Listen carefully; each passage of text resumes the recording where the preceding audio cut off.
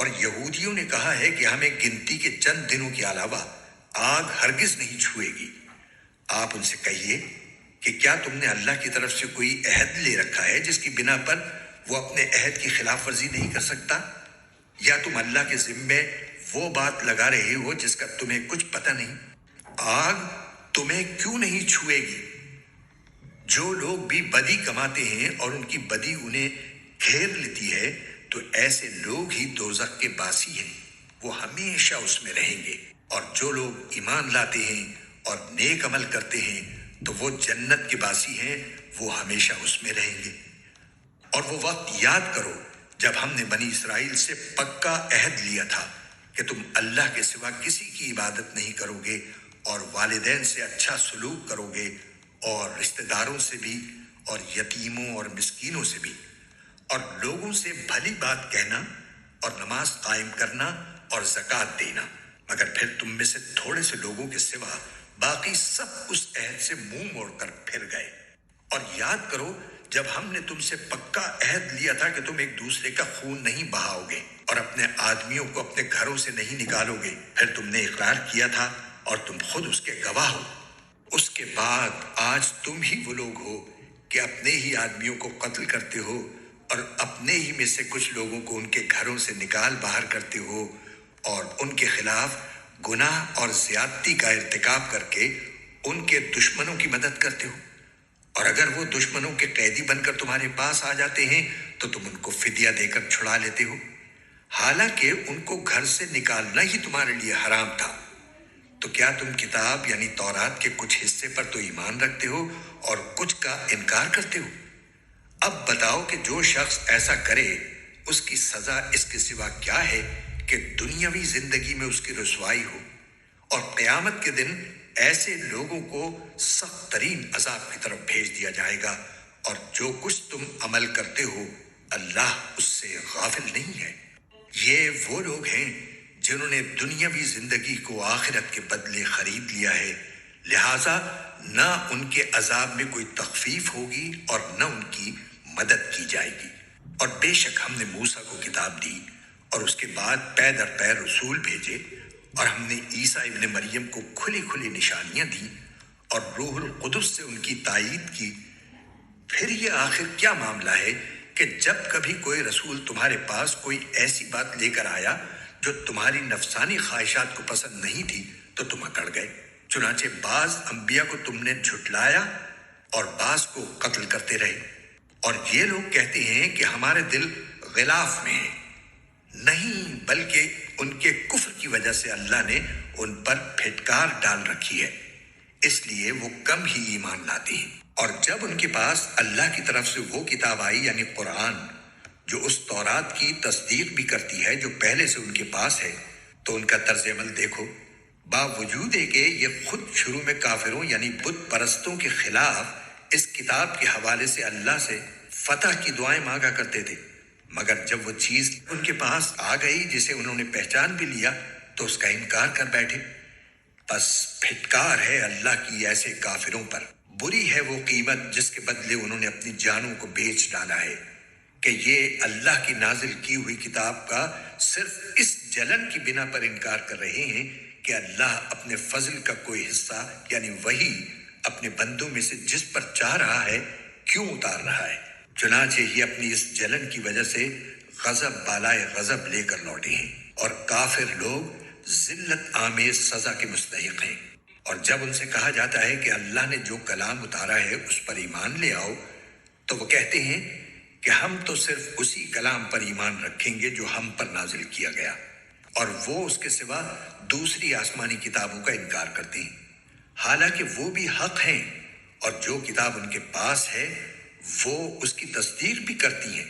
اے پیغمبر، تم ان سے کہو کہ اگر تم واقعی تورات پر ایمان رکھتے تھے تو اللہ کے نبیوں کو پہلے زمانے میں کیوں قتل کرتے رہے؟ اور خود موسیٰ تمہارے پاس روشن نشانیاں لے کر آئے، پھر تم نے ان کے پیٹھ پیچھے یہ ستم ڈھایا کہ گائے کے بچھڑے کو معبود بنا لیا۔ اور وہ وقت یاد کرو جب ہم نے تم سے عہد لیا اور تمہارے اوپر طور کو بلند کر دیا، اور یہ کہا کہ جو کچھ ہم نے تم کو دیا ہے اس کو مضبوطی سے تھامو، اور جو کچھ کہا جائے اسے ہوش سے سنو، कहने लगे, हमने पहले भी सुन लिया था मगर अमल नहीं किया था, अब भी ऐसा ही करेंगे। और दरअसल उनके कुफ्र की नहूसत से उनके दिलों में बछड़ा बसा हुआ था। आप उनसे कहिए कि अगर तुम मोमिन हो तो कितनी बुरी हैं वो बातें जो तुम्हारा ईमान तुम्हें तलकीन कर रहा है। आप उनसे कहिए कि अगर अल्लाह के नजदीक आखिरत का घर तमाम इंसानों को छोड़कर सिर्फ तुम्हारे ही लिए मखसूस है, जैसा कि तुम्हारा कहना है, तो मौत की तमन्ना तो करके दिखाओ अगर वाकई सच्चे हो। और हम बताए देते हैं कि उन्होंने अपने जो करतूत आगे भेज रखे हैं उनकी वजह से ये कभी ऐसी तमन्ना नहीं करेंगे। अल्लाह जालिमों को खूब जानता है। बल्कि यकीनन तुम उन लोगों को पाओगे कि उन्हें जिंदा रहने की हिरस दूसरे तमाम इंसानों से ज्यादा है, यहां तक कि मुशरिकीन से भी ज्यादा। इनमें का एक एक शख्स ये चाहता है कि 1000 साल उम्र पाए, हालांकि किसी का बड़ी उम्र पा लेना उसे अजाब से दूर नहीं कर सकता। और ये जो अमल भी करते हैं अल्लाह उसे अच्छी तरह देख रहा है। ए पैगंबर, कह दो कि अगर कोई शख्स जिब्राइल का दुश्मन है तो हुआ करे। उन्होंने तो ये कलाम अल्लाह की इजाजत से तुम्हारे दिल पर उतारा है, जो अपने से पहले की किताबों की तस्दीक कर रहा है और ईमान वालों के लिए मुजस्सम हिदायत और खुशखबरी है। अगर कोई शख्स अल्लाह का, उसके फरिश्तों और रसूलों का और जिब्राइल और मीकाइल का दुश्मन है तो वो सुन रखे कि अल्लाह काफिरों का दुश्मन है। और बेशक हमने आप पर ऐसी आयतें उतारी हैं जो हक को आश्कार करने वाली हैं, और उनका इनकार वही लोग करते हैं जो नाफरमान हैं। ये आखिर क्या मामला है कि इन लोगों ने जब कोई अहद किया, इनके एक गिरोह ने उसे हमेशा तोड़ फेंका, बल्कि उनमें से अक्सर लोग ईमान लाते ही नहीं। नहमदुहु व नसल्ली अला रसूलिल करीम अऊज़ु बिल्लाहि मिनश शैतानिर रजीम बिस्मिल्लाहिर रहमानिर रहीम रब्बि इश्रह ली सदरी व यस्सिर ली अमरी वहल्लुल उक़दतम मिन लिसानी यफ़क़हू क़ौली। मेरे प्यारे दोस्तों, भाइयों बहनों, आपका भाई ज़ैक हाशमी। आज सेशन नंबर 7 चैप्टर नंबर 2 सूरह बकरा verse number 80 to 100। In 20 versus में अल्लाह तबारक व तआला ने ऑलमोस्ट 9 टॉपिक्स कवर किए हैं, जिसको हम वन बाय वन डिस्कस कर लेते हैं। आपने इसका तर्जुमा सुना, इसकी किरत सुनी। इसमें अल्लाह तबारक व तआला सबसे पहले जिक्र करते हैं बनी इसराइल की झूठी उम्मीदें। बनी इसराइल वो कौम है जिसमें पै दर पै, अगर आप जो है वो बनी इसराइल का फैमिली ट्री देखें तो पै दर पै इसमें अल्लाह तबारक व तआला के बैतुल मक़दस में अल्लाह ताला के पैगंबर नबी आते रहे। वो हम सब की किताब है, तौरात, ज़बूर, इंजील, कुरान मजीद। हमने सारी किताबों में, सारे सहीफ़ों पर अपने ईमान लाना है, हमारे ईमान का हिस्सा है। तो हमारी किताब में, तौरात में ये लिखा हुआ था, हुज़ूर पाक अलैहिस्सलाम की निशानियाँ थीं, वो आएंगे, और उनको इस बात का पता था। इरिटेशन फैक्टर ये था कि वो इस बात पे जेलस थे कि ये हुज़ूर पाक अलैहिस्सलाम बनी इसराइल की कौम में से क्यों नहीं आए, ये बनी इस्माइल की कौम में से क्यों आए हैं। और ये वो वजह थी कि ये अल्लाह ताला कुरान में फरमाते हैं कि ये ऐसे पहचानते थे हज़रत पाक अलैहिस्सलाम को जैसे कोई अपने बाप को पहचानता है, पर फिर भी ये हीले बहाने करते थे और आप सल्लल्लाहु अलैहि वसल्लम को शायर कहते थे, झूठा फ़र्क कहते थे, माज़अल्लाह नऊज़ुबिल्लाह। इसके अलावा इनका ये मानना था कि ये इतने ज़्यादा पायस और अच्छे लोग हैं कि अगर इनको अल्लाह ताला ने जहन्नम में डाला भी तो कुछ देर के लिए डालेंगे और उसके बाद निकाल लेंगे।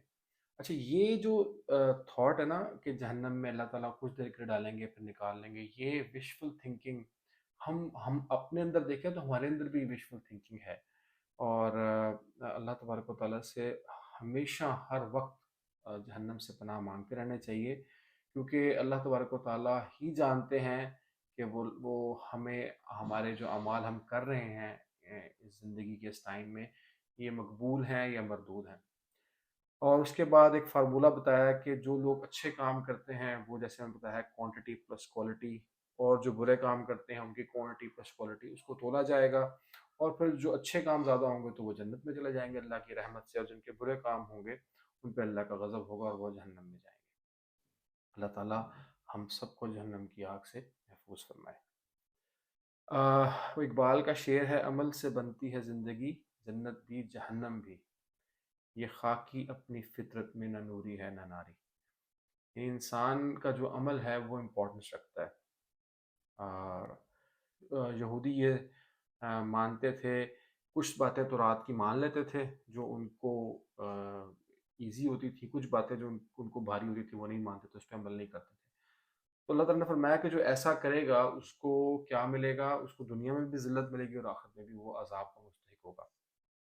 اس بات کو، اس آیت کو سن کے ایک خوف پیدا ہوتا ہے انسان کے اندر کہ یار میں بھی تو قرآن کو سیکھ رہا ہوں، قرآن سے دوستی کرنا چاہ رہا ہوں، اور میں بھی تو پتہ نہیں 5% آف دا قرآن پہ عمل کر سکوں، 10% پہ، 20% پہ، تو میں بھی کہیں ذلت و رسوائی کا شکار نہ ہو جاؤں، تو اس سے بہتر ہے میں قرآن سے دوستی کرتا ہی نہیں۔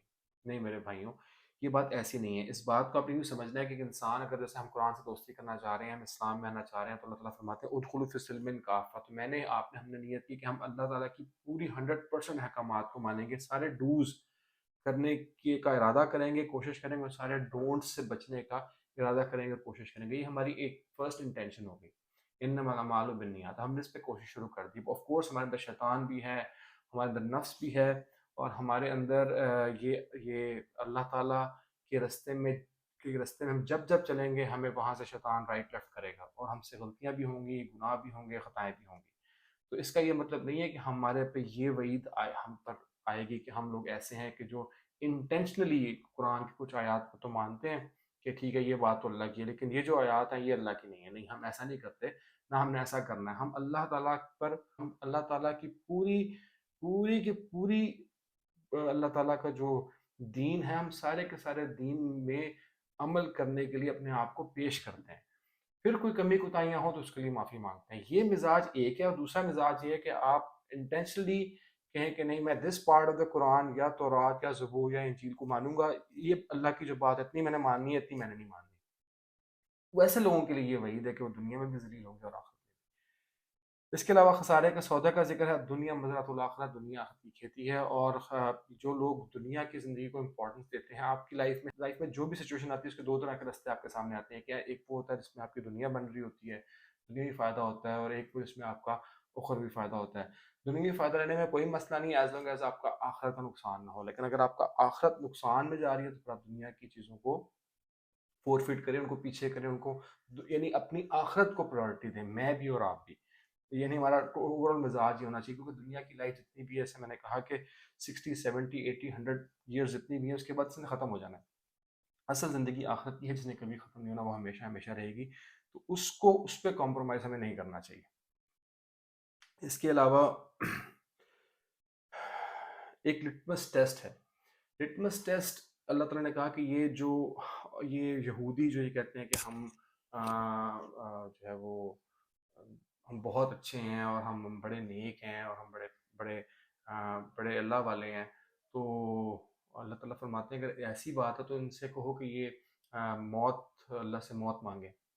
تو یہ کبھی بھی موت نہیں مانگیں گے، کیونکہ ان کو پتہ ہے کہ انہوں نے کیسی کمائی کی ہے، انہوں نے اپنے ہاتھ سے کیا اعمال آگے بھیجے ہیں، اور یہ چاہیں گے کہ ان کی 1000 سال زندگی بھی جو ہے، تو اللہ فرماتے ہیں کہ 1000 سال زندگی ان کی ہو بھی جائے تب بھی جو عذاب ہے وہ تو ایونچولی آنا ہے۔ تو ہم سب بھی یہ لٹمس ٹیسٹ اپنے اندر کریں کہ ہمیں کتنے رسیاں ہیں ہم دنیا کے لیے یا دنیا کی زندگی کے لیے۔ اللہ تعالیٰ سے موت نہیں مانگنی چاہیے، ہمیشہ اللہ تعالیٰ سے جو ہے وہ اللہ تعالیٰ سے نیک اعمال والی زندگی مانگنی چاہیے، لیکن اندر یہ فیل فیکٹر آپ کے اندر ہونا چاہیے کہ ایک حدیث شریف میں آتا ہے کہ مومن کے لیے دنیا ایسے ہے جیسے ایک قید خانہ، اور کافر کے لیے ایسے جیسے ایک جنت۔ قید خانہ اس سینس میں کہ ظاہری بات ہے آپ کو قید ہے اللہ کے حکموں کی، شریعت کی، یہ کرنا ہے یہ نہیں کرنا، یہ کھانا ہے یہ نہیں کھانا، یہاں جانا ہے یہاں نہیں جانا، things like that, all dos and don'ts.